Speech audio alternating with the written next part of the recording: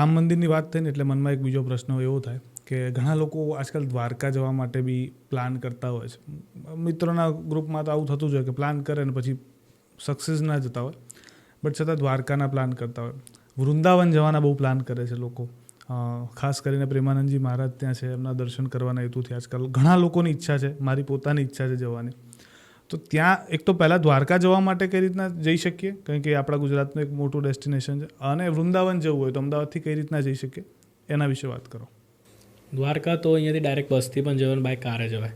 તમે શિવરાજપુર બીચ પણ તમે વચ્ચે જોઈ શકો અને ડાયરેક્ટ દ્વારકા પણ જઈ શકો. ત્યાં નાગેશ્વર જ્યોતિર્લિંગ આવ્યું છે, 12 જ્યોતિર્લિંગમાં એક આપણું, એટલે એક એ પણ કરી શકો. અને અગર આખું ફરીને જાઓ છો તો દીવ થઈને જઈ શકો, સોમનાથ થઈને જઈ શકો તમે. એટલે એક એ ઓપ્શન છે. અને ત્યાં દ્વારકા અને બેટ દ્વારકા બે વસ્તુ છે મેઇન તો જોવા માટે. જે દ્વારકાનું કઈ રીતનું છે કે એમાં ત્યાંના અલગ જ વાઇબ્સ છે. આપણને એવું લાગે ના કે ભાઈ આપણે ખાલી, કારણ કે તમે કૃષ્ણ ભગવાનના કોઈ પણ મંદિરમાં જશો ને એટલે તમે ત્યાંના જ થઈને રહી જાઓ. એ વસ્તુ છે. એ દ્વારકા ગણો કે પછી તમે વૃંદાવન ગણો, વૃંદાવન છે, મથુરા છે, એટલે ત્યાંના લોકોને જો ત્યાંની અલગ જ ઓક્સિજન ચાલે, મતલબ પેલું ને you can feel the love, એ વસ્તુ છે. એટલે એ વસ્તુ છે. ત્યાં બેઉ જગ્યાએ એવું છે. લોકો અહીંયાથી ત્યાં દ્વારકા પણ જતા હોય છે. જે વૃંદાવન છે તો અહીંયાથી ડાયરેક્ટ ટ્રેન છે, બસનું આટલું લાંબુ ટ્રાવેલ ના કરાય.